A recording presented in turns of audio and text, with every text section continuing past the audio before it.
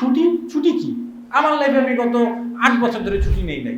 যে আমাদের কোনো একটা কলিগের বিয়েতে উনি হচ্ছে অনেক কষ্টে ধার পা ধরে বসের কাছ থেকে ছুটি নিছে ৩ দিনের। যাওয়ার পরে সে কোনো না কোনো জায়গা থেকে খবর পাইছে যে অনুষ্ঠানটা হবে না। উনি বিয়ের আসলে দিয়ে যে ছবিগুলো না বরকনের পাশে ছবি তুলতে তুলতে কালকে কিন্তু সকাল ৯টা অফিসে চলে এসে একদম স্টেজে বলতেছে যে অফিসে কিন্তু চলে এসো।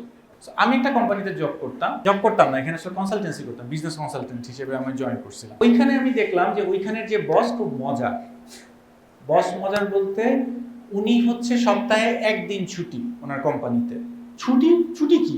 আমার লাইফে আমি গত ৮ বছর ধরে ছুটি নেই নাই। এখন ওনাকে তার এটা বলতে পারতেছে না, বস আপনি তো মালিক, আপনার ছুটি দরকার নাই, কিন্তু আমি তো মালিক না, আমি তো মাস শেষে নির্দিষ্ট বেতনে, আপনি যত থাকবেন আপনার তত বেশি পয়সা আসবে। এরকম হয়েছে যে আমাদের কোনো একজন কলিগের বিয়েতে উনি হচ্ছে অনেক কষ্টে ধাত পা ধরে বসের কাছ থেকে ছুটি নিছে ৩ দিনে।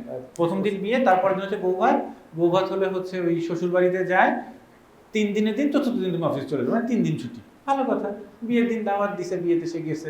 যাওয়ার পরে সে কোনো না কোনো জায়গা থেকে খবর পাইছে যে আজকে রাতে মানে আগামীকালকে ওনাদের বৌভাতের যে অনুষ্ঠানটা পোস্টপন্ড হয়েছে, মানে অনুষ্ঠানটা হবে না।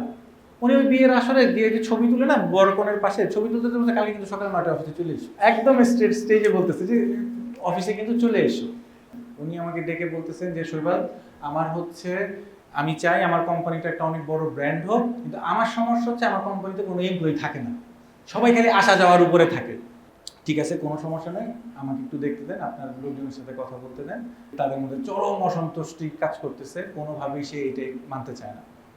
তখন আমি বসকে জিজ্ঞেস করলাম, আচ্ছা বস, আপনি এই যে ৩টার দিকে যে হঠাৎ করে ফ্যাক্টরিতে চলে যান, কেন যান? ওই ফ্যাক্টরি না থাকলে আমার ভালো লাগে না, আমার মনে হয় আমি যদি ফ্যাক্টরিতে না থাকি কি জানি কি সব কিছু চুরিমুরি হয়ে যেতেছে। স্যার একটা কাজ করা যায় কিনা, আমি আপনার ফ্যাক্টরির প্রত্যেকটা পয়েন্টে একটা করে সিসি ক্যামেরা লাগাই দিই, আর এই রাতের ৩টার সময় শুধু কেন আপনি কষ্ট করবেন? তো এর জন্য আপনার বাসায় যদি টিভি থাকে, এই টিভিতে আপনি ক্যামেরাতে দেখতে পারবেন, আপনি মোবাইলও সিস্টেম করে দিব, মোবাইলও আপনি দেখতে পারবেন। এখন বস আপনি ওই রাতের বেলা আটকা ঘুমও যদি ভেঙে যায়, ফট করে মোবাইল দেখতে পারবেন যে ঠিক মতো কাজ চলতেছে কিনা। তো বস বলে যে না, এই আইডিয়া তো খারাপ। বস মেলা খুশি, এবং এই যে টাকাটা বাঁচবে এই টাকা দিয়ে আপনি আপনার ব্যবসার এই মেশিনটা কিনতে পারবেন, আরো খুশি।